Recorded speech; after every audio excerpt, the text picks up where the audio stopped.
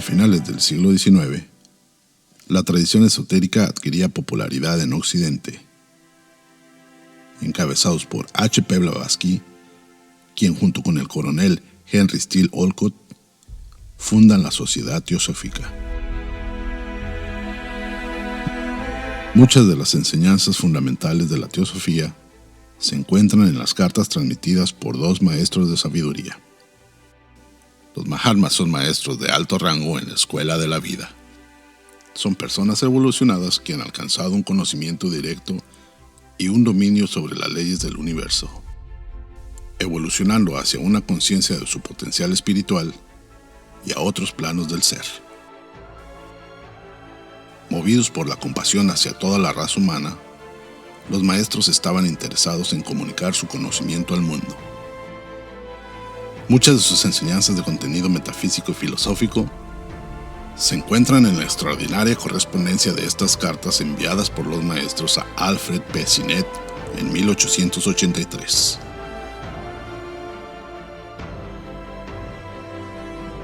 Hacemos la invitación para unirse al estudio de las cartas de los Mahatmas los días martes a las 11:30 horas del centro de México.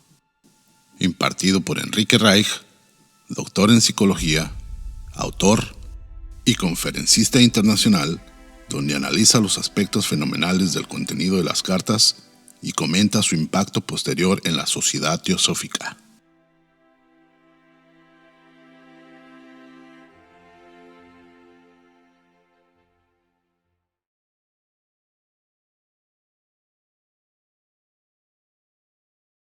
En la siguiente clase de las cartas, empezamos con la evocación de Radha Burnier. Hay una beatitud y un poder más allá de nosotros mismos que viene en ayuda de aquellos que están preparados para recibirlo. Nos dirigimos respetuosamente hacia aquella beatitud, aquellas grandes fuentes de las cuales emanan incesantemente la fortaleza y la inspiración hacia todos los que estamos resueltos a abandonar el yo personal para desarrollarnos, aprender, compartir fraternalmente y sin reservas. Nos dirigimos con respeto a los grandes seres de luz infinita, las divinidades que ayudan a la humanidad. A nuestros hermanos mayores, los amados Mahachohan, maestros de sabiduría, pedimos su auxilio para comprender lo oculto.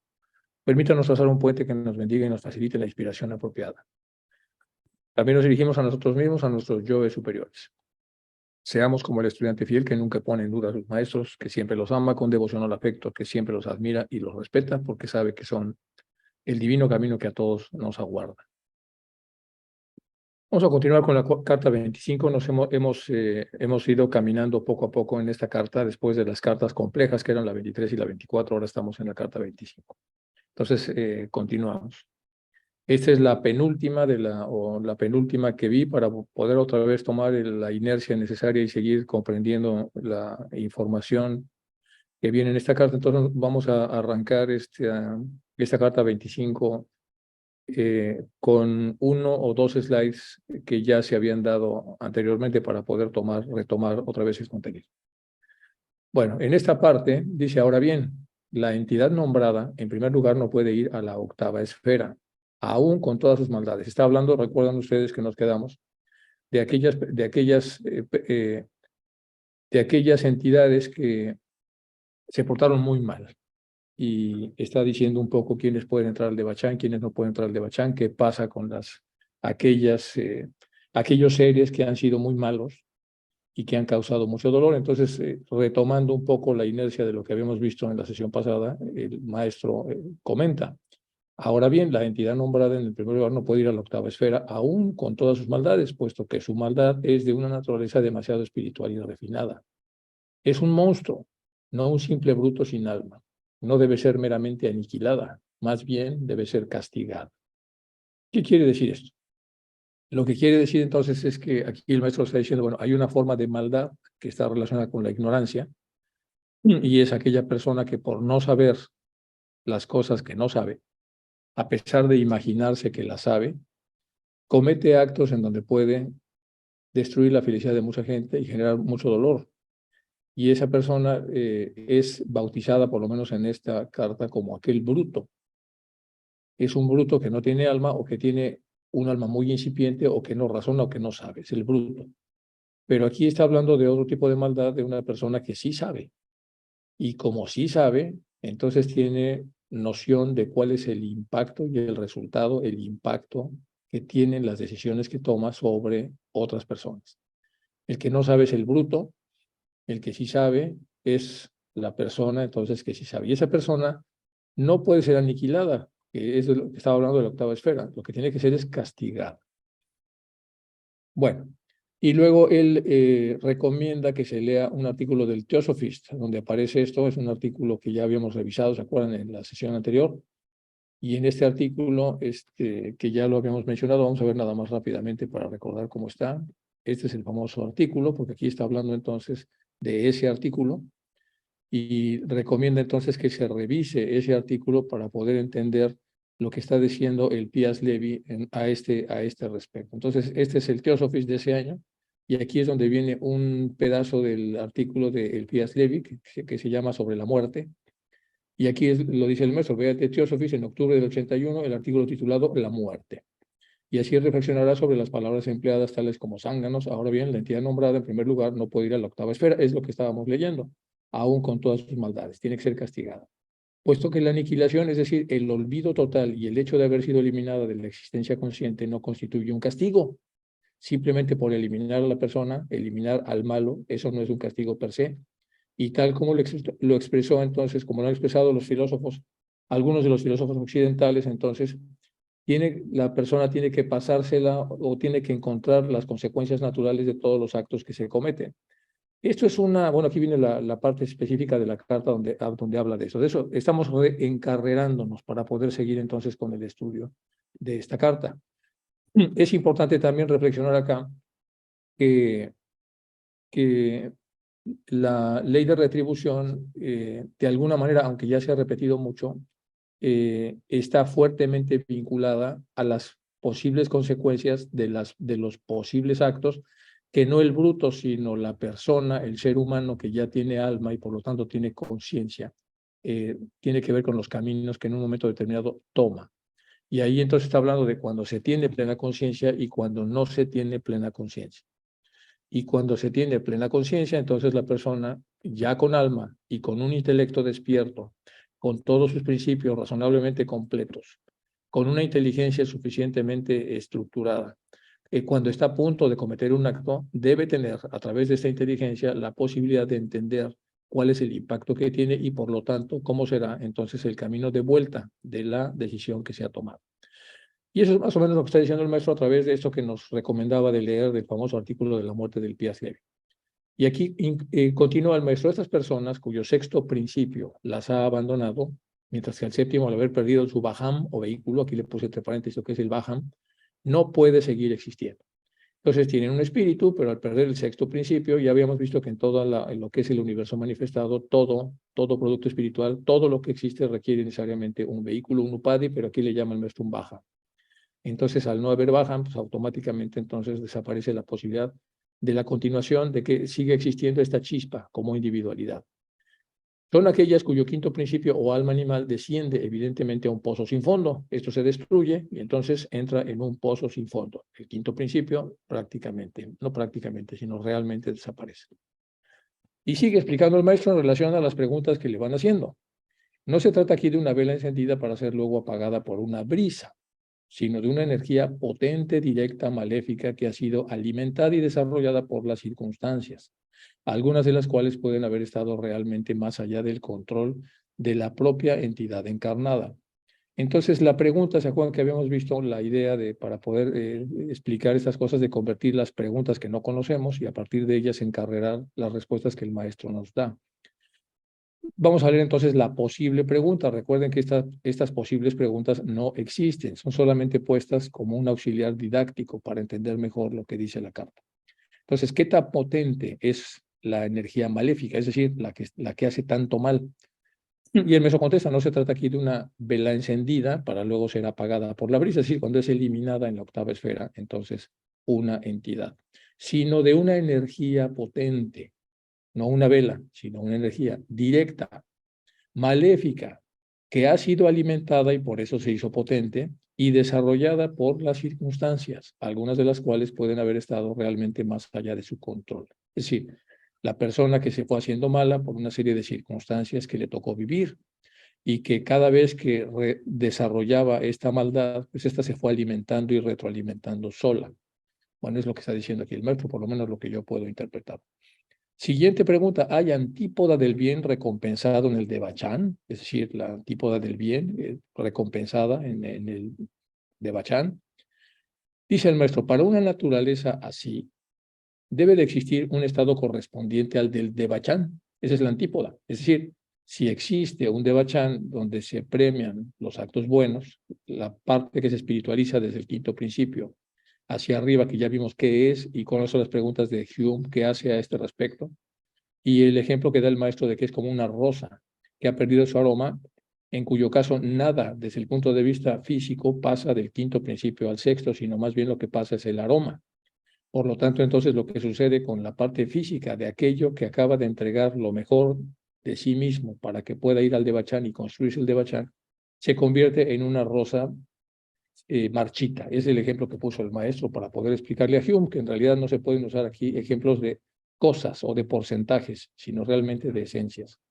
Entonces, para una naturaleza así debe existir un estado correspondiente al Devachan, porque la pregunta que estamos haciendo, bueno, si existe un Devachan para los buenos, pues ¿qué pasa para los malos? Dice, y ese estado se encuentra en la antípoda del Devachan, es decir, en la parte contraria, es decir, para la persona que hizo el mal, y eso está en el Avicii, que es la antítesis perfecta del Devachan, que es el otro lado del sistema de retribución, solo que es la retribución del pensamiento del acto malo en relación a lo que sería el acto y el pensamiento bueno. Lo que ha sido vulgarizado, dice, por las naciones occidentales como infierno y cielo. Y aquí él pone un adjetivo fuerte, o sea, ha sido vulgarizado por las naciones occidentales como infierno y cielo. Entonces, ¿qué es una vulgarización? Pues una vulgarización es una explicación que tiene muy poco de alegoría para poder explicar lo que pretende ser explicado y que encima se hace de una manera muy vulgar. Bueno, entonces ha sido vulgarizado con esas dos ideas cuando en realidad es algo muchísimo más complicado y muchísimo más complejo a la hora de ser explicado. Bueno, estos estados de infierno y cielo, estados que usted ha perdido de vista completo en su fragmento de la pregunta. Recuerde, para ser inmortal en el bien, uno debe identificarse con el bien, entre paréntesis, o Dios. Para ser inmortal en el mal, uno debe identificarse con el mal. En este caso, entre paréntesis, pone por lo menos Barker, Satán. Entonces, aquí nos da otra lección. Lo primero que hace el pensador, es decir, la persona que tiene la capacidad de tomar decisiones y entender que va a tener consecuencias cada decisión que elija, lo primero que hace es encontrar el bien o encontrar el mal y conocerlo. Y después de conocerlo, tiene que identificarse. La identificación, como sabemos, es de alguna manera lo que hace una persona para entrar en un estado vibracional que le resulta como atractivo. La identificación desde el punto de vista etérico es, al final de cuentas, una aproximación magnética y que requiere, para poder aproximarnos, el estar vibrando en consecuencia. Entonces, lo primero que hace el pensador es encontrar un estado vibracional. Después del estado vibracional, lo que hace es identificarse con el estado vibracional preexistente, que puede ser el bien o el mal. Y después de eso, entonces la persona se identifica con ese estado y automáticamente ya entró en este canal, que es lo que está explicando el maestro. La falsa interpretación del verdadero valor de términos como espíritu, alma, individualidad, personalidad y especialmente inmortalidad ha provocado guerras de palabras entre un gran número de polemistas idealistas, además de los señores Roden Noel y algunos otros. Y para completar su fragmento sin riesgo de caer de nuevo en las garras destructoras de la crítica de este último honorable caballero, es decir, de Roden Noel, que ya hablaremos en un momento dado quién es, considero necesario añadir al Devachan el Avicii como complemento y aplicarle las mismas leyes que al primero. Vamos a hablar un poco más de esto entonces para que quede un poco más claro. Esto es tomado obviamente de las cartas de Barker y la parte de aclaración que aparece ahí en gris, que es en las cartas de los Mahatmas a Sinet, se refiere al señor Noel, este que estamos hablando acá de Roden Noel, en la carta de los Mahatmas 104, que son las de Barker, que es la serial número 25, que es la que estamos explicando, en la que el Mahatma KH reprendió a Sinet por no refutar los escritos de este señor. Dice, solo lea las disquisiciones y diatribas del señor Roden Noel en Light. De hecho, deberías haberla respondido tal como se lo aconsejé a través de HPB. Su silencio es un breve triunfo para el piadoso caballero y parece y parece una desesperación del pobre señor Massey. Otra referencia está en la Carta de los Mahatmas en la 111, en la numeración cronológica, o la 59 en la otra numeración, en el esquema de numeración de Barker. En la página 18 se menciona una acción sobre la geometría sagrada y dice lo siguiente: bien puede la geometría no sagrada no saber que el aparente absurdo de intentar la cuadratura del círculo encubre un misterio inefable. Difícilmente se encontrará entre los cimientos de las especulaciones del señor Rodenoel sobre el cuerpo neumático de nuestro Señor, ni entre los escombros de una nueva base para creer en la inmortalidad del señor Farman. Y para muchas de estas mentes metafísicas sería peor que inútil divulgar el hecho de que el círculo no manifestado, que es este de la cuadratura del círculo, el Padre o la vida absoluta, no existe fuera del triángulo, y el cuadrado perfecto, y solo se manifiesta en el Hijo, ya que es cuando, invirtiendo la acción y volviendo al estado absoluto de unidad, el cuadrado se expande una vez más en el círculo, que el Hijo vuelve al seno del Padre. Bueno, está explicando esto el maestro en relación a lo que no puede ser comprendido si uno no está ubicado en una mente abstracta y uno ha activado de una u otra manera los ojos espirituales. Habiendo explicado suficientemente la situación, puedo contestar ahora directamente su pregunta. Número 1. Sí, y aquí vamos con la pregunta. ¿Hay empleo en el Devachan o es ocio puro? Es la pregunta. Es decir, cuando estamos en el Devachan, ¿nos asignan alguna actividad o es solamente ocio? Estamos en un disfrutar como si estuviéramos en un hotel o en un lugar hecho para exprofeso. Y entonces, para su pregunta número 1, sí, es cierto, hay un cambio de ocupación, un cambio continuo en el Devachan, tanto y mucho más como lo haya en la vida de cualquier hombre o mujer que dedique toda su vida a una sola ocupación, cualquiera que ésta sea, con la diferencia de que para el morador del Devachan, su ocupación especial es siempre agradable y llena de vida, de éxtasis.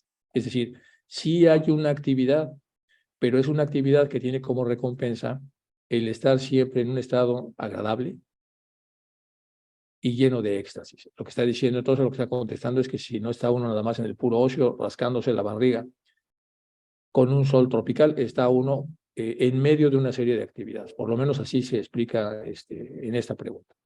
Es como el modelo conductista de Skinner, el asunto del Devachan. Vamos a poner esta pregunta que no existe, solamente para entender la respuesta. Luego, dice el maestro, debe haber cambio, puesto que esa vida de ensueño no es más que el goce, el momento de la cosecha de los gérmenes psíquicos, de semillas caídas del árbol de la existencia física, en nuestros momentos de sueños y esperanzas. Vislumbres imaginativos de bienaventuranza y felicidad, sofocados en un terreno social ingrato, que florecen en la rosada aurora del Devachan y maduran bajo su siempre fructífero cielo. Bueno, esto es más poético, vamos a leerlo otra vez para poder entenderlo. Luego, una vez que hay esta actividad que se nos asigna en el Devachan y que tiene mucho que ver con cosas que nos van a producir gozo, dice luego, debe haber cambios, puesto que esa vida del sueño no es más que el gozar, es el momento de cosechar los gérmenes psíquicos que fueron sembrados de semillas caídas del árbol de la existencia física. Por supuesto, son semillas buenas. En nuestros momentos de sueños y esperanzas, vislumbres imaginativas de bienaventuranza y felicidad que han sido sofocados en un terreno social ingrato y que han florecido en la rosada aurora del Devachan y maduran bajo su siempre fructífero cielo. Esto está lleno de claves y de cosas y podemos imaginar y desprender de acá un poco lo que es la descripción poética del Devachan asociada a la pregunta que se le ha hecho. Y a mí en especial me llama la atención la rosada aurora del Devachan. La rosada sería como el atardecer rojo del mundo físico, asociado al nitrógeno y a la posición del sol una vez que se está ocultando, pero en un mundo en donde la densidad no existe porque todo es sutil, automáticamente el rojo entraría en una presentación sutil y eso entonces tendría que ver con esa tonalidad rosada que el maestro está mencionando. Pero además habla de los vislumbres imaginativos, que habría que entrar también ahí mucho para poder ver lo que es un vislumbre dentro de la propia imaginación. Y luego la misma pregunta o la misma palabra de bienaventuranza y felicidad, es decir, y que son sofocados en un terreno en el que no se premia y no se privilegian este tipo de cosas, y le llama él un terreno social ingrato. Bueno, es bellísima la frase y está llena de contenido. Y en esta frase, entonces, tan llena de contenido, se da una descripción muy comprimida de lo que es el Devachan desde el punto de vista poético. Allí no hay ni fracasos ni desengaños. Por una razón muy simple. Los fracasos tienen un tipo de vibración densa y los desengaños también. Y ahí no cabe nada denso. Y como no cabe nada denso porque no puede entrar ninguna densidad, por lo tanto no existe ninguna cosa que tenga una vibración densa que le impida estar en ese estado. Aunque un hombre haya tenido un único momento de felicidad, único, y experiencia ideal durante su vida, como usted cree, aún así el devachan existe. No podrá ser, como usted erróneamente supone, la indefinida prolongación de ese momento único.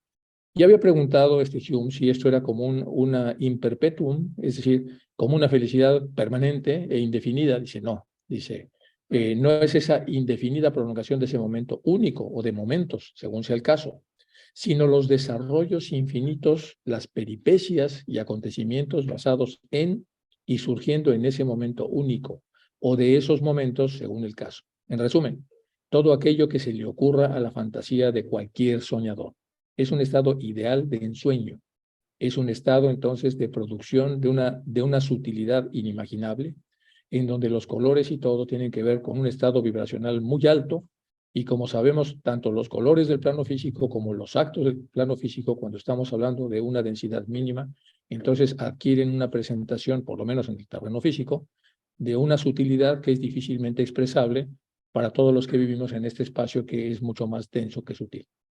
Bueno, así es como yo entiendo lo que está diciendo aquí el maestro, tratando de explicar un poco en términos físicos lo que es el devachan. Bueno, y aquí la pregunta es, ¿esto es como el modelo conductista de Skinner, el asunto del devachan? Esa es la pregunta. ¿Por qué? El condicionamiento operante. Skinner, F.A. Skinner, es un investigador de principios del siglo XX y se hizo muy famoso, y de hecho, pues prácticamente toda la psicología o casi toda la psicología norteamericana está basada en el conductismo, y el conductismo está asociado a este señor Skinner. Skinner entonces hizo una teoría que se llama estímulo, respuesta, consecuencia, así se llama su teoría. Entonces dice que los seres humanos somos estimulados, o sea, somos provocados por algo, y nosotros elegimos una respuesta después de ese estímulo, y esa respuesta se divide en dos: una respuesta deseable, no positiva ni negativa, sino deseable, y una respuesta no deseable. ¿Para quién? Para el investigador. Y cada una de esas respuestas tiene una consecuencia. Si es la respuesta indeseable, la consecuencia es un castigo, y si la respuesta es deseable, la respuesta es un premio. Entonces, específicamente, este Skinner fabricó una caja que se llama caja de Skinner. Y en esta caja de Skinner lo que hay es una ratita que no ha comido en las últimas 24 horas, y hay dos palancas. Una palanca, si decide la rata apretarla, va a salir entonces un pellet de comida, y por lo tanto entonces va a saciar su apetito. Y la otra palanca, si la desliza, lo que va a recibir la ratita es un choque eléctrico, es decir, un castigo. Y de esa manera, en la caja de Skinner entonces se aplica esta ley que él descubrió, que toda conducta es función de sus consecuencias. Es decir, todo lo que nosotros decidimos hacer en la vida o elegir en la vida tiene que ver con el aprendizaje previo que hemos tenido y que está asociado a consecuencias. Bueno, ese es entonces el modelo general para explicar este sistema de consecuencias. Bueno, es una técnica de modificación de conducta que utiliza los refuerzos positivos y los refuerzos negativos. La omisión y el castigo para producir la adquisición o extinción de conductas. Es decir, de acuerdo a esta teoría, si queremos que una conducta en un niño se extinga, lo que hacemos es asociarle a cada vez que el niño elija esa respuesta un castigo. Y después de asociar esto y asociar, poco a poco la respuesta se va extinguiendo. Y cada vez que queramos reforzar positivamente un comportamiento, lo que hacemos es que cada vez que el niño elige la otra opción, se le da un refuerzo. Esto se usa para el entrenamiento de animales, de mascotas, y en general incluso para los sistemas de productividad de las organizaciones. Digamos, es algo muy utilizado, se llama conductismo. Y por eso se hace la pregunta, dice, bueno, entonces, esto del devachan y el Avicii, que son como premios y castigos, ¿tienen alguna relación con lo que más adelante de estas cartas fue ideado por Skinner? Es decir, la vida es un constante refuerzo, un reforzador, y entonces cada vez que hacemos cosas que no son buenas, normalmente va a haber un reforzador negativo, va a venir un castigo. Entonces, si esto fuera cierto, el castigo pues no viene de inmediato, puede venir incluso en una siguiente encarnación, pero nunca deja de estar vinculado al acto, es decir, a la respuesta, al comportamiento elegido. La diferencia de las ratitas y la caja es que esto es inmediato, y la diferencia con la vida es que las consecuencias no son inmediatas, pueden serlo, pero normalmente son mediatas. Es decir, eso se guarda en una especie de debe y haber, en un libro especial, un libro contable, y en el momento apropiado, en la vida apropiada, en la circunstancia apropiada, regresa. Es decir, regresa la consecuencia, que sería lo que el condicionamiento operante menciona como refuerzo. Bueno, ese es un poco explicar lo que sería la pregunta para poder tener una explicación mucho más clara de por qué existen estos dos estados en el comportamiento de cualquier ser humano. Como he dicho, dice el maestro, esa nota única pulsada de la lira de la vida formaría la nota clave del estado subjetivo del ser y se traduciría en innumerables y armoniosos tonos y semitonos de fantasmagoría psíquica. Vamos a repetir esto que es importante. Como ya he dicho, esa nota única no son todas las notas, es una nota única. Asumimos que está hablando de una nota sutil, es decir, de una octava alta, que ya lo había explicado un poco cuando estaba hablando acerca de la parte de los octavos, que también ya lo hemos explicado. Entonces, esta nota que tiene una tonalidad única, que tiene una tonalidad sutil, es decir, tiene una vibración muy acelerada, desde el punto de vista físico, en este estado sería, en este estado en el que estamos, y estamos hablando entonces de un sonido muy agudo, con una gran vibración. De una lira, la lira de la vida, como si la vida fuera una lira, entonces esa nota única de la vida de cualquiera formaría la nota clave del estado subjetivo del ser. Es decir, la continua utilización de esta nota a lo largo de la enorme cantidad de días que estamos encarnados forma una clave, pero es una clave subjetiva de cada ser que ha decidido tocarla y se traducirá en innumerables y armoniosos tonos y semitonos de fantasmagoría psíquica. Es decir, de ahí van a salir una serie de derivaciones musicales. Va a haber madrigales, todo lo que podamos imaginar, siempre que estén asociados a esa nota clave, que es la nota que el sujeto merece en función de las decisiones que ha tomado a lo largo de su vida. Allí, todas las esperanzas no realizadas, las aspiraciones no conseguidas y los sueños se ven plenamente colmados. Y los sueños de lo objetivo se convierten en realidades de la existencia subjetiva. Es decir, los sueños que fueron muy objetivos en vida y que fueron muy sutiles en relación a los objetivos, en relación a las metas que perseguían, se convierten en realidades de la existencia subjetiva. Y allí, tras el velo de Maya, el adepto percibe su apariencia quimérica y engañosa, o sea, su apariencia mayábica, pues él ha aprendido el gran secreto de cómo penetrar profundamente en el arcano de la existencia. Allí, en este mismo estado, el adepto, es decir, la persona que ya de alguna manera entró en el canal importante de desarrollo para hacerse chela o seguidor de un maestro, percibe su apariencia quimérica y engañosa, es decir, su apariencia mayábica, porque él ya puede, con el desarrollo que tiene, poder diferenciar entre lo que es lo quimérico y engañoso de la imaginación, que no existe y que es mayábica. Ha aprendido el gran secreto de cómo penetrar profundamente en el arcano de la existencia, sobre todo de la verdadera existencia, la que está más allá de la apariencia. Bueno, así es como lo va explicando el maestro. Como veremos, cada vez pone más detalle en la explicación de lo que tiene el Devachan. Es un estado tan sutil que se puede sentir monotonía. Ya había preguntado esto Hume y él lo ha contestado de diversas maneras. Indudablemente, mi pregunta sobre si usted había experimentado monotonía durante lo que usted considera el momento más feliz de su vida, porque el maestro esto lo contesta de varias formas sobre Hume, dice, y cuando Hume habla de que esto, pues a lo mejor no será medio aburrido, es decir, tanta felicidad que está continua y continua y continua, eso pues es como medio monótono. Está haciendo bueno, ahora vamos a ver un poco el modelo que les puse aquí mental para que él haya elegido este tipo de comprensión sobre lo que el maestro le está diciendo.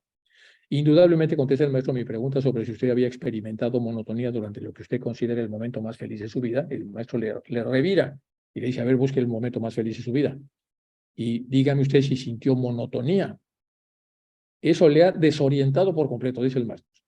Esta carta es, pues, mi justo castigo por mi pereza al no ampliar la explicación, porque solamente le hizo la pregunta. Entonces, en el ciclo menor, la terminación, el ciclo menor es la terminación de la séptima ronda, la pregunta 2.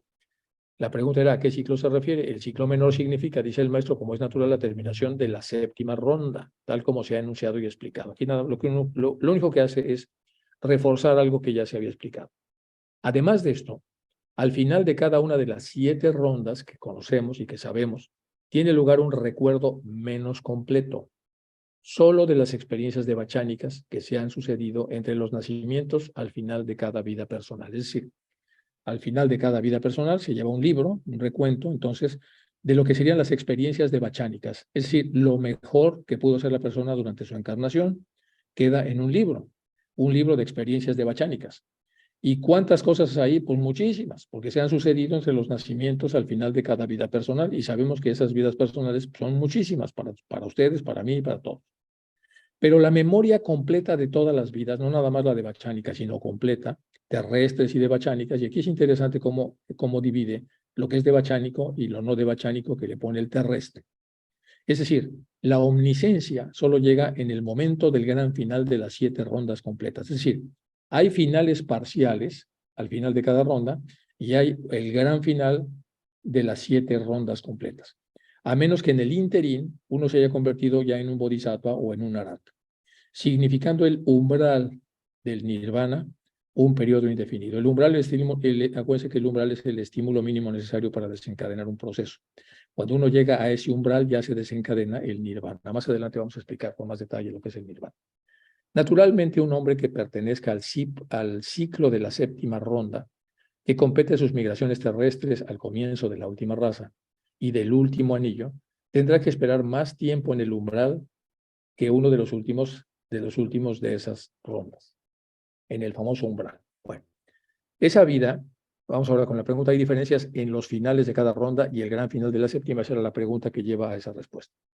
Esa vida del elegido entre el Pralaya menor y el Nirvana, es decir, esa vida del elegido que está entre un Pralaya menor y el Nirvana, es decir, cuando uno alcanza el umbral a través del cual ya va a ocurrir la liberación, o mejor dicho, antes del Pralaya, es la gran recompensa.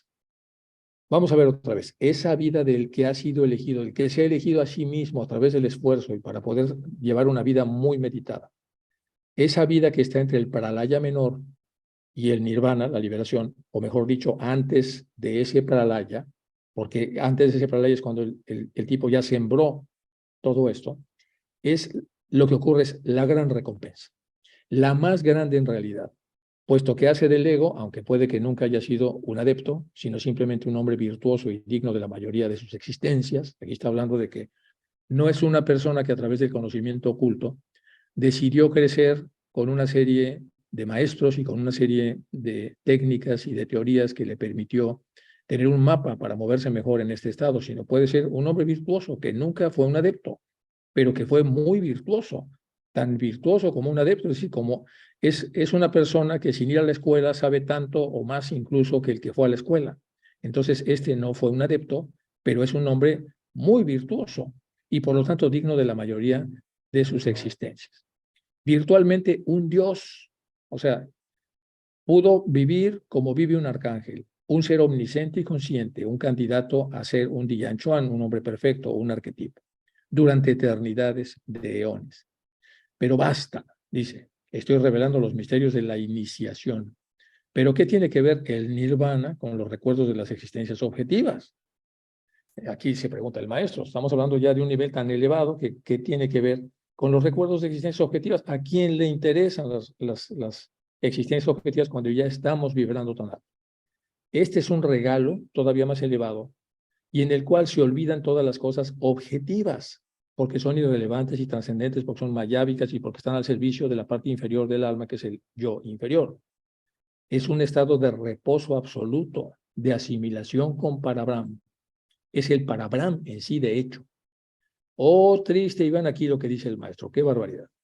Dice, oh, la triste ignorancia occidental de nuestras verdades filosóficas y la incapacidad de vuestros intelectos más brillantes para calibrar el verdadero espíritu de estas enseñanzas. ¿Qué haremos? ¿Qué podemos hacer? Voy a repetir. Aquí está diciendo entonces, todo este párrafo es súper importante. Esa vida del elegido, del que ya terminó la ronda de encarnaciones, del que ya llegó al umbral, este que ha sido elegido por sí mismo a través de su disciplina, del sentido común que lo ha elevado y lo ha hecho un buen ser humano habiendo pasado todas las rondas en las razas, que está entre el Pralaya menor y el Nirvana, o mejor dicho, antes del Pralaya, recibe la gran recompensa. La más grande en realidad, puesto que hace del ego, aunque puede que nunca haya sido un adepto, sino simplemente un hombre virtuoso, pero muy, muy, muy, muy virtuoso, un prácticamente un Dios, un ser omnisciente y consciente, un candidato a dianchoano arquetipo durante eternidades de eones. Pero basta, dice el maestro después de puntos suspensivos. Estoy revelando misterios de la iniciación a usted. ¿Pero qué tiene que ver el nirvana? Le pregunta con los recuerdos y las existencias objetivas. ¿A quién le interesan las existencias objetivas cuando estamos ya en ese nivel tan elevado? Este es un estado todavía más elevado y en el cual se olvidan todas las cosas objetivas porque no tienen cabida, no tienen sentido y a nadie le interesan ya. Es un estado de reposo absoluto y asimilación con Parabrahma. Bueno, y entonces viene la sentencia esta: oh triste ignorancia occidental de nuestras verdades filosóficas y la incapacidad de vuestros intelectos más brillantes para calibrar el verdadero espíritu de estas enseñanzas. Bueno, vamos a analizar esto porque está fuerte. Monotonía versus gozo. Había dicho entonces Hume que si esto era como monotonía, lo cual no es que haya irritado al maestro, pero el maestro le contestó ampliamente que pues no tiene nada que ver con monotonía. Por lo tanto, aquí entonces pongo la explicación de lo que sería la monotonía versus el gozo. Monotonía es un término que proviene del griego, se referencia a la falta de variedad de las cosas, en cualquier cosa. Cuando hacemos una cosa siempre igual, sin variedad, eso es, producimos automáticamente una monotonía. Hay un solo tono, un monotono. Y un tono que no se deriva de sí mismo, que no varía sobre sí mismo, entonces es un tono musicalmente, pues es una nota musical que está en un tono permanentemente, siempre está repitiendo el mismo tono. La monotonía es un estado que implica la repetición diaria y sin variación de nuestras acciones y quehaceres diarios. Es el ser monótono, es así. El cerebro puede atrofiarse cuando estamos nosotros en medio de una monotonía forzosa, es decir, cuando estemos haciendo lo mismo, pensando lo mismo, queriendo lo mismo y estando en lo mismo y en lo mismo y en lo mismo. Por otra parte, el sentimiento de placer y contento ocurre por haber dado cumplimiento a una necesidad. Aquí ya estamos hablando no del monótono, sino el que tiene cierta variedad. Y en esa variedad, entonces, por lo menos ya tiene melodías. Por otra parte, el sentimiento de placer y de contento ocurre por haber dado cumplimiento a una necesidad o gusto, y no siempre es la misma situación. Placer es en el cerebro instintual, que es el bulbo tallo y parte del mesencéfalo. Contento, estar contento, el contentamiento es un sentimiento del sistema límbico y de los ganglios basales, es decir, es más elevado y más evolucionado que lo que sería el placer. El placer es totalmente físico, tiene que ver con el cerebro instintual, y el sentimiento del contentamiento ya es un sentimiento más sofisticado que tiene que ver con el centro del cerebro. Es decir, sigue siendo físico, aunque más sofisticado. El placer es efímero, consiste nada más en poner un pastel en la boca y sentir lo sabroso que es y desaparece. Es corto. El contentamiento es un poco más largo, pero también es breve, porque ya tiene aspectos más sutiles. Debe rehacerse cada vez que decrece para que vuelva otra vez a producir lo que queremos que produzca, que es decir, un contentamiento. En el caso del placer ocurre lo mismo. Si queremos tener entonces un placer permanente, hay que estar repitiendo y repitiendo las posibilidades para que este placer ocurra. Pero lamentablemente, conforme estamos sintiendo este contentamiento, poco a poco entonces algo pasa con el cuerpo, que el cuerpo se aburre, no puede mantener la atención tanto tiempo sobre algo que es muy atractivo. Ese es el drama de la drogadicción, que dura un tiempo, y el drogadicto que quiere volver a tener el contentamiento que produce la droga, pues lo que hace es repetir la dosis y vuelve a entrar otra vez en el placer que estaba buscando, pero este se vuelve a acabar y cada vez necesita dosis mayores de la propia droga para poder tener otra vez el contentamiento que está buscando. El gozo, y aquí entramos ya en el famoso gozo, por otra parte, es la realidad o vivencia que induce la comunión con lo divino o la divinidad. Eso es gozo. Es un sentimiento muchísimo más penetrante, permanente, por el sentido de eternidad que conlleva.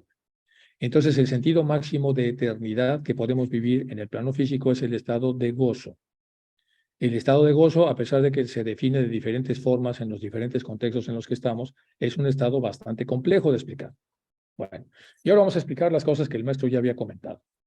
Dice, esa vida del elegido entre el Pralaya menor y el Nirvana, estoy repitiendo lo que estaba en el slide anterior, o mejor dicho, antes del Pralaya, es la gran recompensa. La más grande en realidad, puesto que hace del ego, aunque puede ser que nunca haya sido un adepto, sino simplemente un hombre virtuoso y digno de la mayoría de sus existencias, virtualmente es un Dios, un ser omnisciente y consciente, un candidato de Yan Chuan durante eternidades de años. Eso ya lo habíamos dicho en el slide anterior, vamos a explicar. Nirvana es una palabra sánscrita que hace referencia a un estado que puede alcanzarse a través de la meditación y la iluminación espiritual y que consiste en la liberación de los deseos, la liberación del sufrimiento, la liberación de la conciencia individual y sobre todo la liberación del ciclo de reencarnaciones obligatorias que todos tenemos.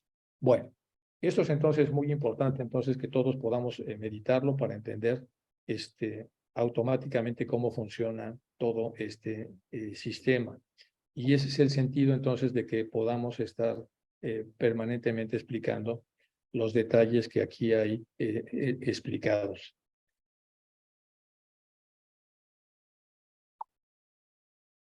Bueno, pero basta. Estoy revelando los misterios de la iniciación, pero ¿qué tiene que ver Nirvana con los recuerdos de las existencias objetivas? Este es un estado todavía más elevado en el cual se olvidan todas las cosas objetivas.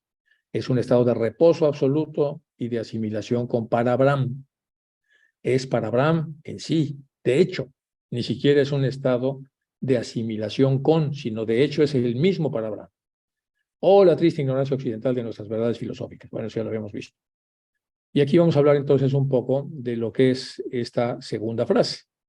El rito de iniciación alude a un concepto que designa un conjunto específico de actividades que simbolizan y marcan la transición de un estado a otro en la vida de una persona, como cuando pasamos de los reinos, del reino mineral al vegetal, del vegetal al humano, del humano al superhumano. Entonces automáticamente se tiene que hacer un rito de iniciación. En ocultismo es aquel que mediante el desarrollo espiritual que ha hecho a través de su propia disciplina ha conseguido el grado de iniciación. Es un grado. Esto es, ha alcanzado conocimientos y poderes trascendentales y ha llegado a ser maestro en la ciencia de la filosofía esotérica. Eso significa entonces en ocultismo lo que sería un iniciado. Entonces, vamos a repetirlo, ¿de dónde viene eso y por qué se habla eso? Dice, en esta vida, el elegido entre el Pralaya menor y el Nirvana,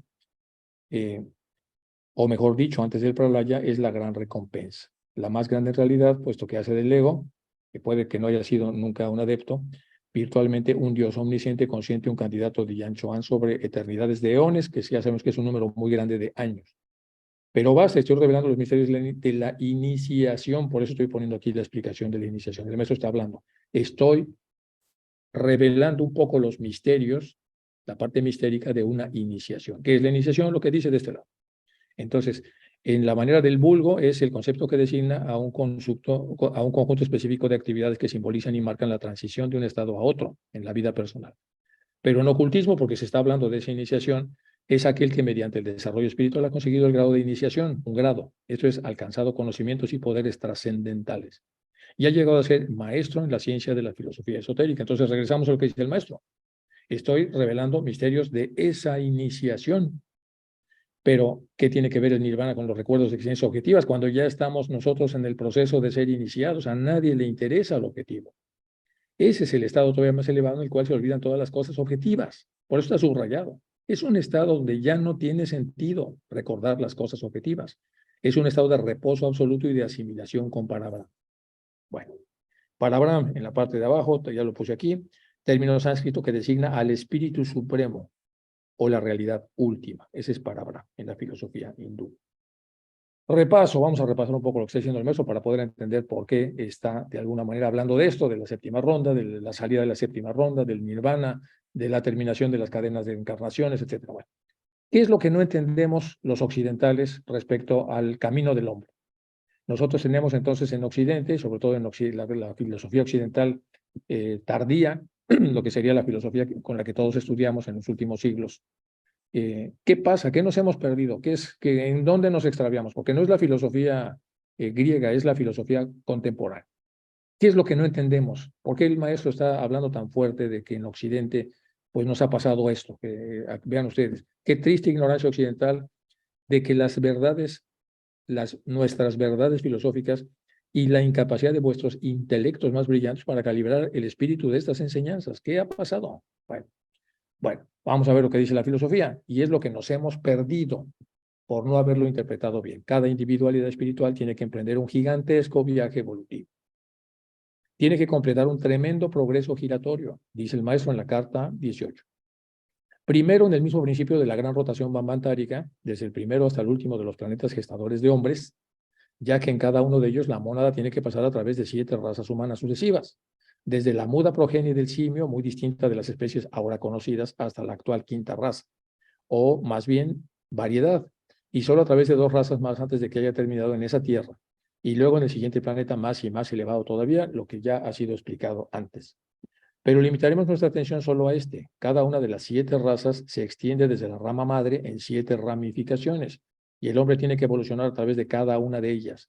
¿Qué está diciendo? Pues que reencarnamos y reencarnamos y reencarnamos en la medida en la que sigamos evolucionando y evolucionando y evolucionando. Entonces, el hombre tiene que evolucionar a través de cada una de estas razas sucesivamente antes de pasar a la siguiente raza superior. Y eso 7 veces. Y bien, mi buen amigo, puede usted abrir los ojos y sentirse confundido. Es así, las ramificaciones representan diferentes tipos de humanidades, tanto física como espiritualmente. Y ninguno de nosotros puede saltarse un solo peldaño de esa escalera. Con todo y eso, dice de este lado, ninguna reencarnación es tal como lo enseña la vidente de Londres, la señora acá, ya que los intervalos entre nacimientos y nacimientos son inconmensurablemente demasiado largos para acomodarse a cualquier fantástica idea por el estilo. Le ruego que tenga presente que cuando digo hombre me refiero al ser humano de nuestro tipo. Bueno, aquí el maestro está hablando en la carta 18, entonces, de esto. Los occidentales, al perdernos esto, pues nos perdemos todo, porque todo lo demás de alguna manera está vinculado a esto, a esta ley de evolución, a este paso y esta obligación, esta peregrinación obligatoria de las mónadas. Somos mónadas y tenemos entonces una peregrinación obligatoria que está dividida en 7. Y dentro de ese 7 hay además otras 7 y que esto dura montones y montones, millones y millones de lo que conocemos nosotros como años terrestres. Bueno, otra explicación que se hizo y que ya hemos visto algunas veces es el famoso dibujo. En donde se ponen pues, las mismas razas, aquí las fui poniendo una sobre otra, para ver de acuerdo al modelo reciente que hizo alguien y que subió a internet con el famoso dibujo que se hizo hace mucho tiempo. Es un repaso breve. Esta figura representa en términos generales el desarrollo de una humanidad en un planeta cualquiera, digamos la Tierra. El hombre evoluciona en 7 razas mayores o razas raíz y en 47 razas menores, es decir, 7 en cada una de esas 7 y las razas secundarias subordinadas. Las ramificaciones de estas últimas no están representadas en este dibujo, que es muy simple. La flecha indica la dirección seguida por el impulso evolutivo, pero ya está hablando entonces de la ley de evolución. Aquí está la flecha. Y esta flecha cuando arranca se llama arco descendente y empieza aquí entonces en el 1 romano, 2 romano, 3, 4, 5, 6 y 7 hasta el final. Pero esto dura una barbaridad de tiempo. Entonces a esto le llama arco descendente. Entonces la flecha indica la dirección seguida por el impulso evolutivo. Es decir, el impulso evolutivo primero va hacia abajo y luego va hacia arriba. Los números romanos 1, 2, 3, 4, etcétera, son las 7 razas mayores o razas raíz. Aquí tenemos las 7 y aquí están lo que se puso aquí en cada uno de estos gajos. Los números 1, 2, 3 arábicos son las razas menores. 1, 2, 3 están aquí en este ejemplo de la 4ª raza raíz. Entonces tenemos aquí los números que van hasta el 7 también. Las letras arábigas minúsculas son las razas secundarias o ramificaciones, es decir, en el número 1 aquí hay un montón de A, B, etcétera, etcétera, y están representadas entonces con estas letras arábigas minúsculas. Son razas secundarias o ramificaciones. La N mayor es el punto inicial, aquí está, muy pequeñita, la N mayor, es el punto inicial y terminal de la evolución del planeta. Ahí se inicia y ahí termina. Es la terminal de evolución del planeta.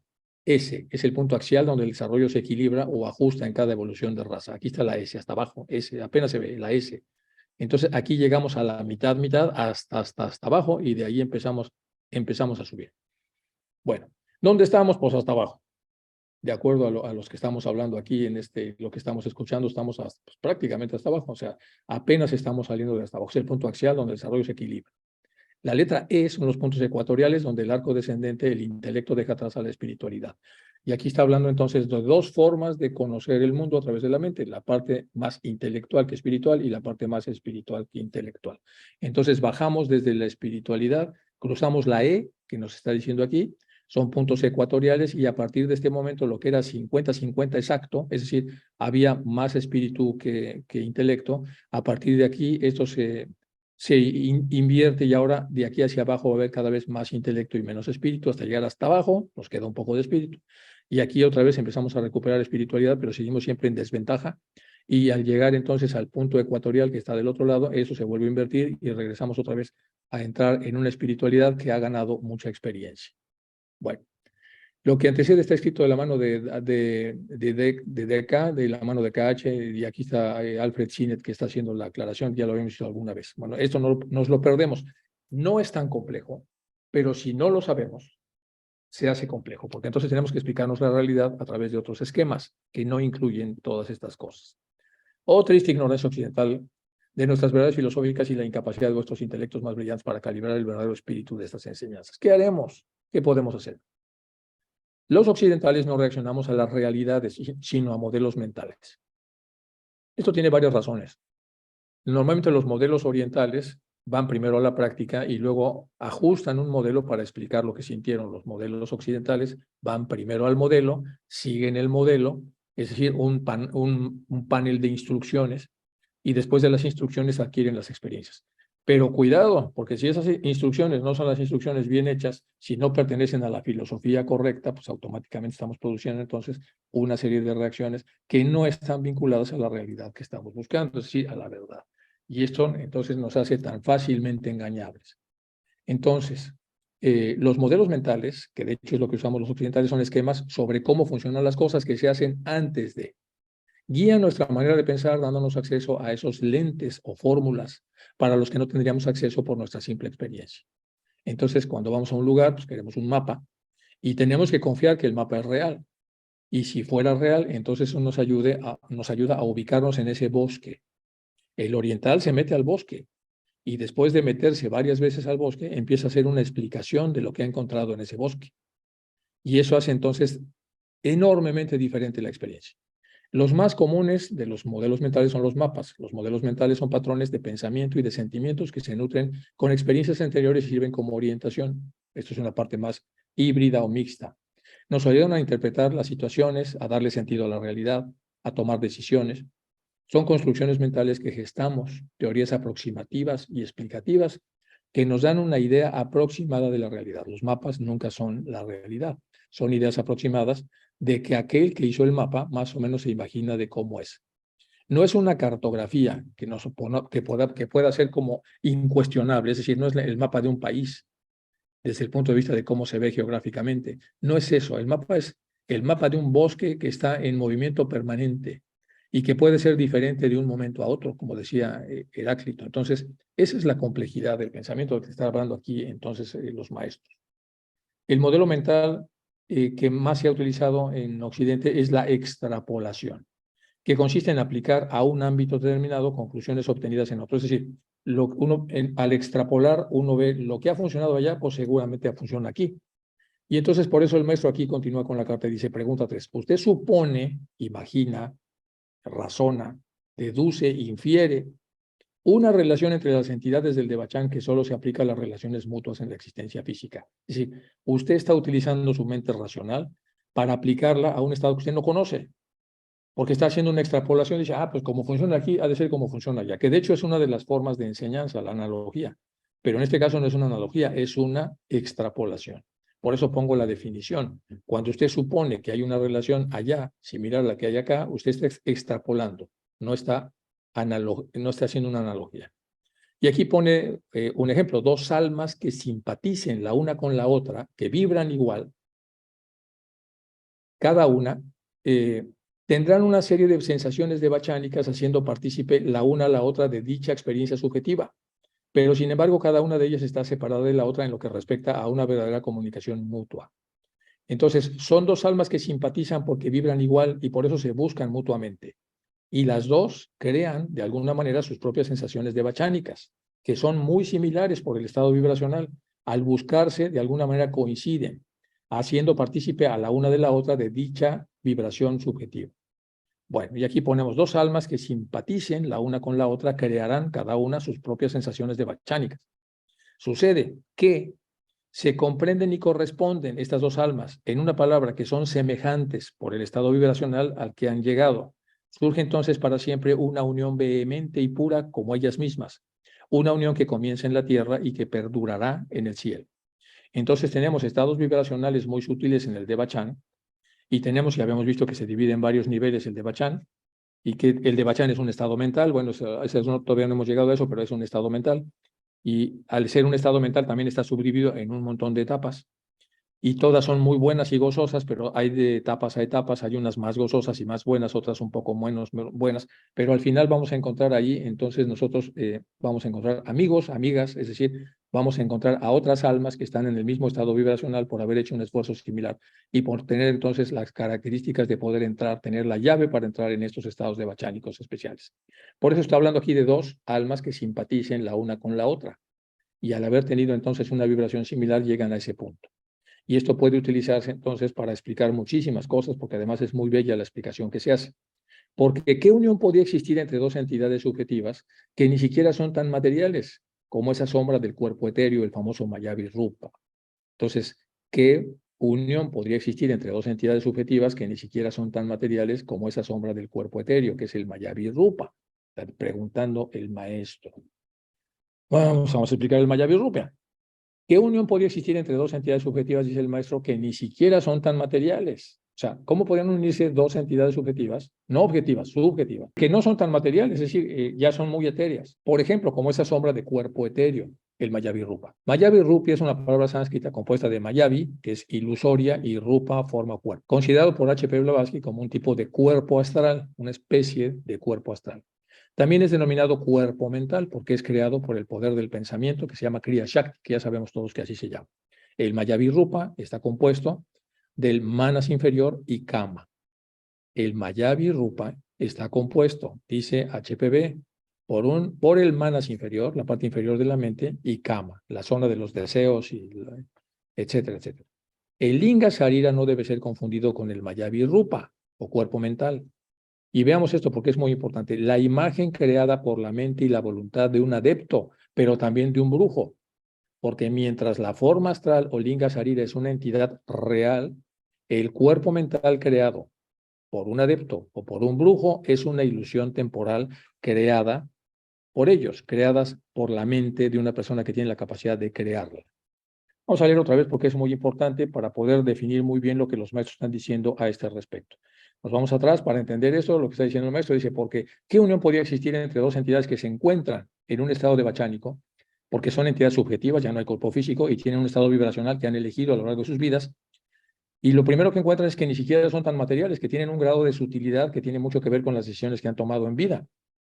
Pero la parte material que queda es como esa sombra de cuerpo etéreo, o sea, queda un poco de mugre en las uñas, un poco de materia, esa sombra del cuerpo etéreo que es el Mayavi Rupa, dice el maestro, y entonces aquí tratamos de explicarlo como se pueda. Entonces ponemos otra vez lo que dice el maestro, que unión podría existir entre dos entidades subjetivas que ni siquiera son tan materiales como esa sombra de cuerpo etéreo, que es el Mayavi Rupa. Y aquí vamos a explicar, ya explicamos todo lo que es el Mayavi Rupa, y la aclaración de H.P. Blavatsky dice, ojo, mucho cuidado, no debe esto malinterpretarse. El Mayavi Rupa siempre está compuesto del manas inferior y kama, o sea, está hasta abajo de la mente. El Linga Sharira no debe ser confundido con Mayavi Rupa o cuerpo mental.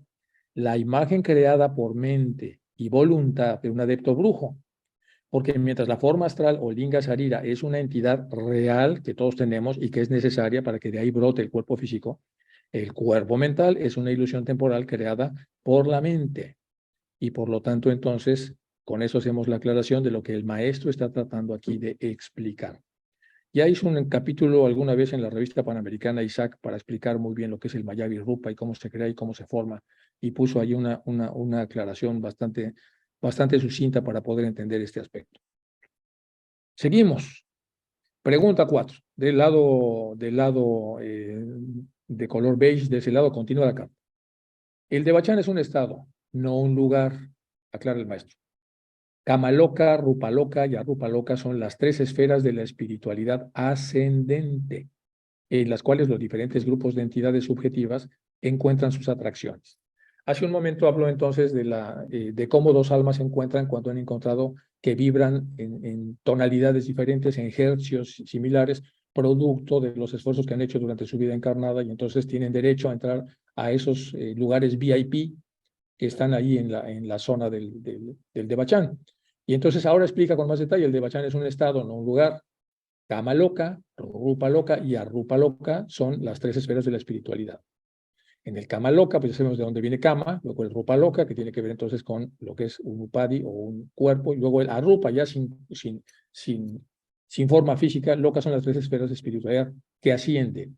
Empezamos de la parte cámica, después de la parte arrúpica, y luego la arrupa, es decir, sin cuerpo, en las cuales los diferentes grupos de entidades subjetivas encuentran sus atracciones. Vamos a poner lo que de mayor densidad, que sería el Kama Loka, de mediana densidad, lo que sería el Rupa Loka, y obviamente sutiles asociadas al Devachan, que son las Arupa Loka. En el Kama Loka, la esfera semifísica, moran los cascarones, las víctimas de accidente y los suicidas, ya lo había explicado antes. Y esta esfera está dividida en innumerables regiones y subregiones que corresponden a los estados mentales, de los que ahí llegan a la hora de la muerte. Esta gloriosa tierra de los cascarones y víctimas de accidentes y de suicidas, esta gloriosa tierra de estío de los espiritistas, a cuyos horizontes queda limitada la visión de sus mejores videntes. Cuyos horizontes queda limitada la visión de sus mejores videntes, porque no son videntes educados a través de adeptos que puedan entender lo que ahí sucede, solamente ven. Visión imperfecta y engañosa debido a la falta de preparación y a no estar guiados por aloya viñaña, que es el conocimiento oculto. Cuando el adepto toma como discípulo a una persona que tiene estas habilidades, entonces empiezan a ser guiados por aloya viñaña.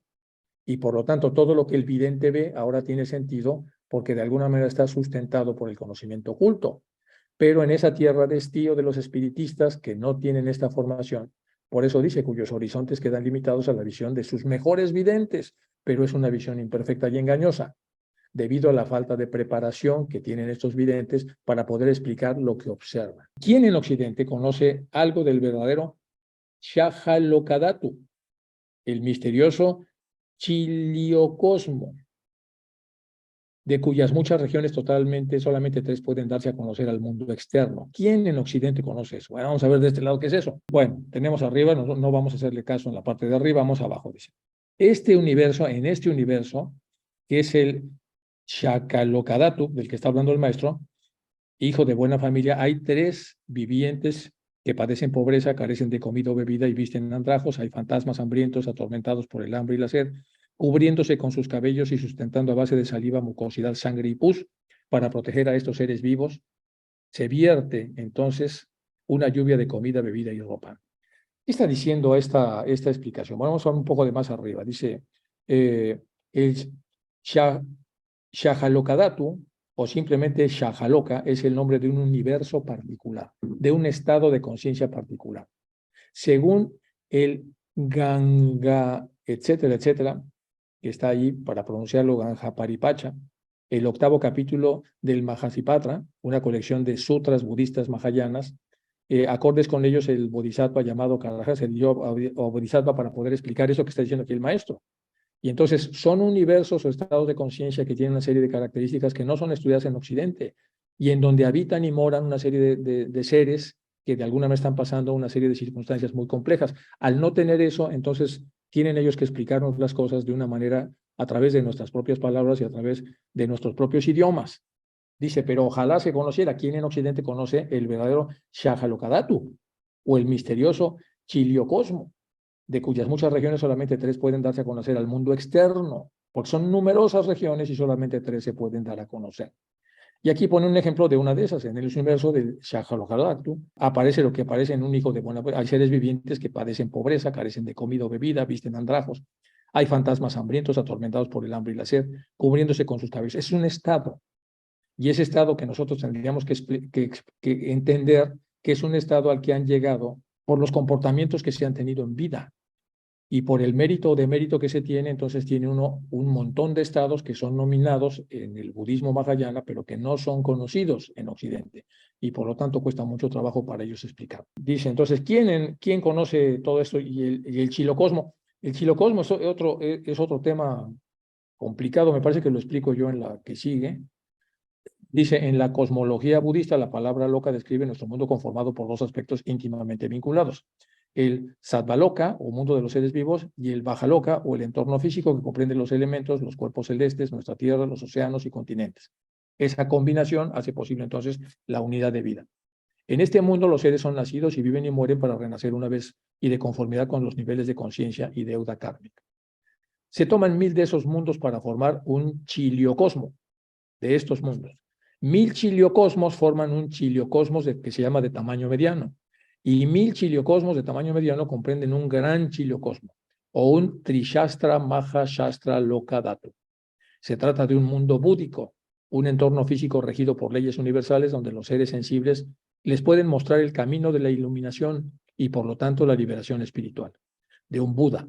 En la visión budista hay varios de esos mundos búdicos, cada uno regido por principios únicos, es decir, son suficientemente semejantes, pero también suficientemente diferentes entre sí. Bueno, pues ese es el famoso, lo que está diciendo aquí el maestro.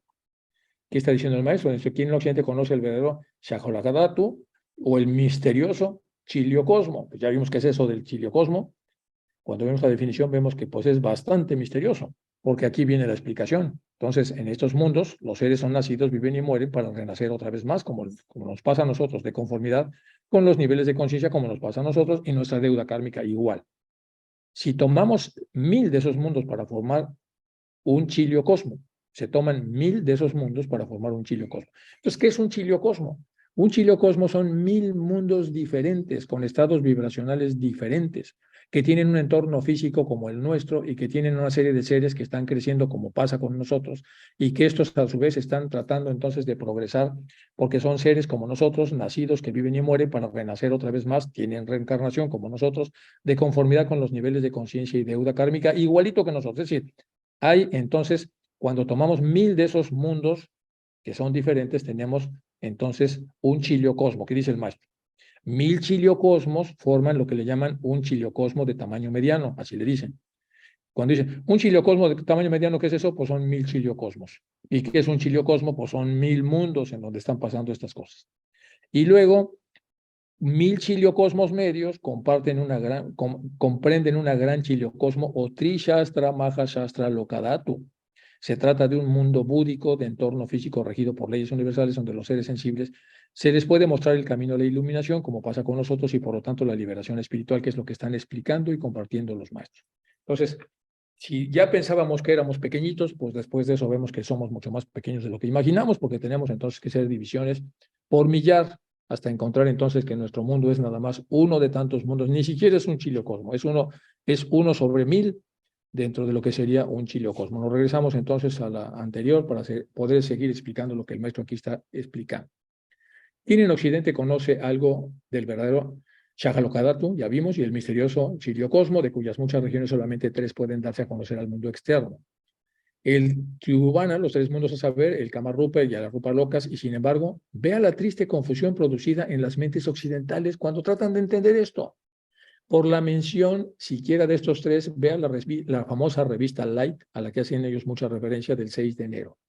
Y he aquí a su famoso amigo M.A. Oxon. Bueno, recordemos que Oxon es el seudónimo del famoso Stanton Moses, que fue un espiritualista británico y tenía un guía llamado Imperator, ya lo hemos hablado alguna vez, y que fue miembro de la Sociedad Teosófica, pero que a la hora de elaborar, es decir, de reflexionar y sacar conclusiones, pues mete la pata como muchos occidentales lo hemos hecho. Ese es un ejemplo de la revista Light de la época, así era la revista Light. Es un Journal of Physical, Occult and Mystical Research. O sea, era, digamos, para los ocultistas un órgano de difusión muy importante. Y en este órgano de difusión muy importante, este señor escribe el famoso Oxon del 6 de enero, informando al mundo, a sus lectores, que según las hipótesis de usted en la doctrina secreta, no podría ser pronunciada ninguna acusación más grave contra. Bueno, informando al mundo de sus lectores de que según la hipótesis de usted en su doctrina secreta, no podría ser pronunciada ninguna acusación más grave a un hombre por parte de su más cruel enemigo que la que usted presenta contra nosotros. Esos misteriosos desconocidos, o sea, los maestros. Y esa clase de crítica cruel no es más a propósito para conseguir a nosotros más conocimientos o para hacer que los desconocidos sean más conocidos, simplemente una crítica sin sustancia, que se hace en una revista muy prestigiosa en donde se habla de ellos de manera desagradable. Y aquí vamos a conocer más los temas relacionados con el chiliocosmo, dice, y el placer además de enseñar a un público, una de cuyas más grandes autoridades, que es Roden Noel, dice unas cuantas páginas más adelante que los teósofos han dotado a los cascarones de conciencia simulada. Vea la diferencia que una palabra puede establecer. Si se hubiera escrito la palabra asimilada en lugar de simulada, se habría expresado la verdadera idea de que la conciencia de los cascarones es asimilada por un medium y de las personas vivientes que se encuentran presentes, los que hacen la famosa invocación para que se manifieste el cascarón ahí en las sesiones espiritistas. Mientras que ahora, pero naturalmente no son exposiciones de nuestros críticos europeos, sino las de nuestros propios chelas asiáticos, las que parecen absolutamente proteicas en su simple cambiante variedad. A ese hombre, dicen los asiáticos, los chelas asiáticos, hay que contestarle y en cualquier caso corregirle. Tanto si es usted como el señor Massey quien lo haga, pero este último sabe muy poco y usted considera nuestro concepto del Devachan más bien como una incomodidad. Pero resumiendo, dicen los chelas orientales. Así pues, desde el Kamaloka, el gran chiliocosmo, el Kamaloka, que es un gran chiliocosmo con miles de alternativas, las almas recién trasladadas, una vez que han despertado de su adormecimiento post-mortem, van todas, menos los cascarones, y de acuerdo con sus atracciones al Devachan o Avicii, dependiendo de lo que les va a tocar. Y esos dos estados se diferencian de nuevo ad infinitum, o sea, muchísimo.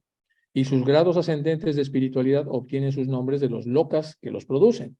Por ejemplo, las sensaciones, las percepciones, las ideaciones de un morador del Devachan en el Rupa Loka serán naturalmente de una naturaleza menos subjetiva que las que serían en la Rupa Loka, que es más sutil, ya no tienen forma física.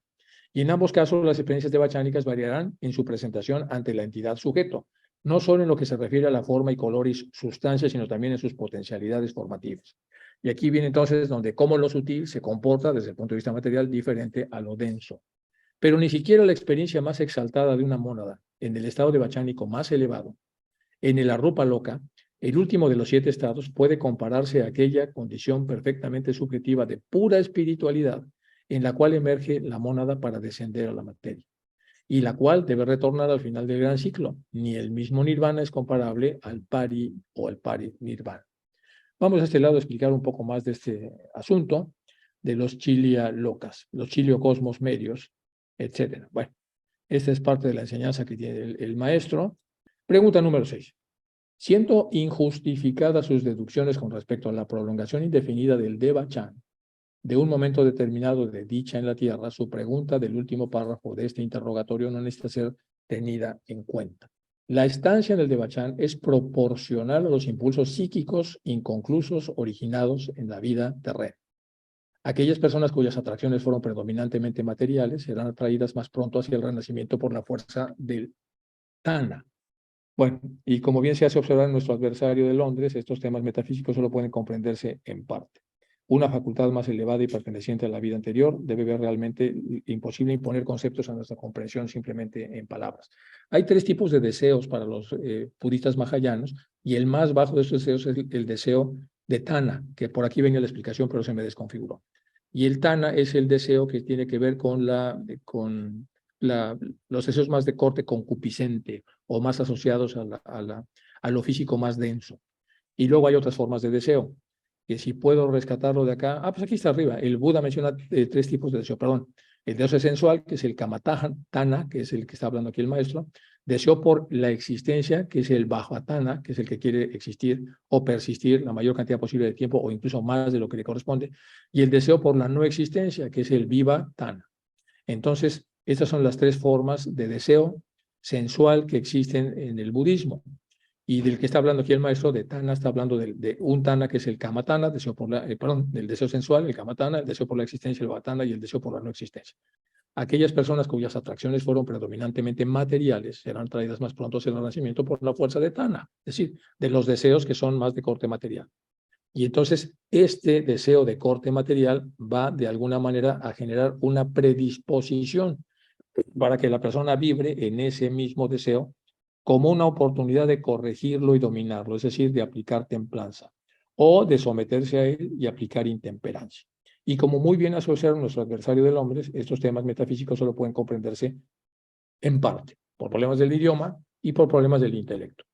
Una facultad más elevada perteneciente a la vida superior debe ver, y es realmente imposible imponer esos conceptos a nuestra comprensión simplemente en palabras. Uno debe ver con su visión espiritual, oír con el oído dharmakáyico, sentir con las sensaciones de Ashta Viñaña, el yo espiritual, antes de poder comprender por completo esta doctrina. De otro modo, puede que no haga más que alimentar la propia incomodidad y añadir poco conocimiento. Y voy a dejarle hasta acá. Seguimos con la 25. Yo creo que nos faltan un par de sesiones más de la carta 25 y seguimos cada vez más viendo más cosas del Devachan. De una u otra manera, los maestros van agregando y agregando y agregando conceptos para poder utilizar la famosa teoría de los vectores. ¿Se acuerdan que la habíamos revisado? Que es cuando tenemos varios vectores sobre una misma cosa, pues cada vez la vamos conociendo mejor a través de diferentes puntos de vista, lo que ya Einstein había comentado en la relatividad. Entonces empezamos a verlo por la derecha, por la izquierda, por arriba, por abajo, en grados, en 18 grados, 28 grados, 50, hasta que conocemos todos los rostros de una misma situación, que en este caso es obviamente el de Bachán, de la que están hablando los maestros. Pues chicos, muchísimas gracias por mantener viva esta clase, muchísimas gracias por ayudarme a darla.